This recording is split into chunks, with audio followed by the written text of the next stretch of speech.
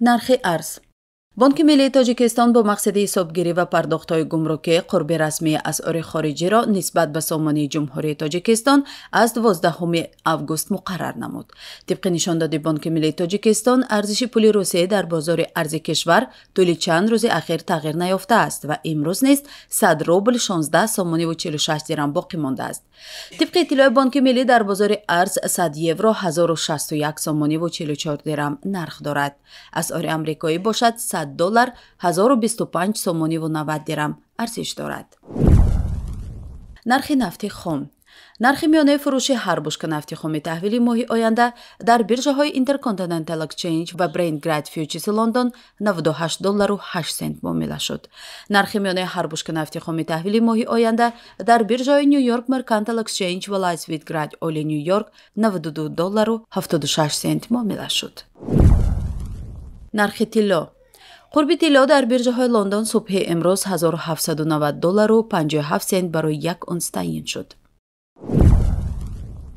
бар асоси омор ҳиссаи содироти колоҳои тоҷикистон ба қазоқистон 20.2% аз ҳаҷми умумии содиротро ташкил медиҳад.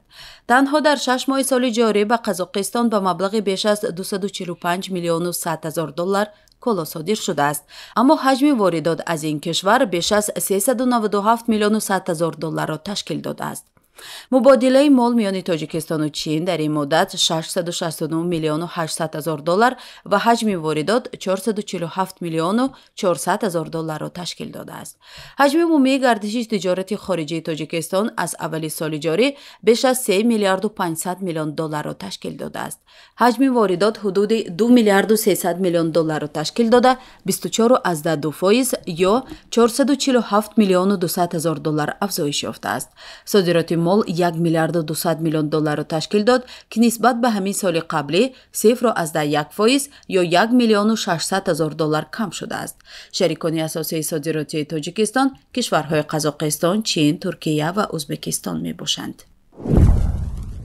тоҷикистон дар нимаи аввали соли 2022 ба Узбекистон беш аз 6600 тонна пахта ба маблағи $17 миллиону 300 ҳазор доллар содир кардааст. ин нисбат ба ҳамин давраи соли 2021 $5 миллиону 300 ҳазор доллар зиёд буда қариб 3.3 маротиба афзоишро нишон медиҳад. дар ин бора хадамоти гумрукии тоҷикистон хабар дода афзудааст, ки ҳаҷми умумии гардиши мол миёни кишварҳо беш аз $285 миллион долларро ташкил дод.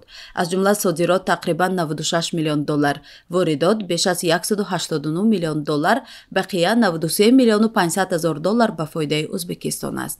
молҳои асосии содиротии тоҷикистон ба Узбекистон дар моҳҳои январ-июни соли 2022 пахта, семент, нерӯи барқ ва алюминий буданд.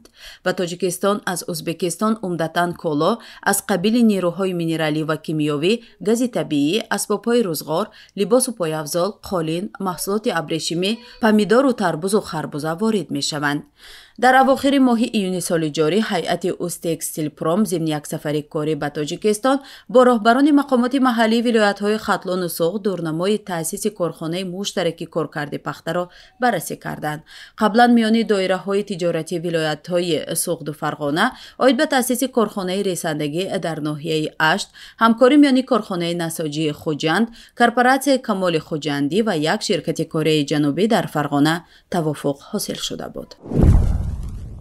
бар асоси пажӯҳиши нави Cost of Living Survey, ки аз сӯи ширкати байналмилалии машваратии Мерсер омода шудааст, душанбе ҳам ба феҳрасти кишварҳои дохил шудааст, ки зиндагӣ барои хориҷиё дар он арзон аст.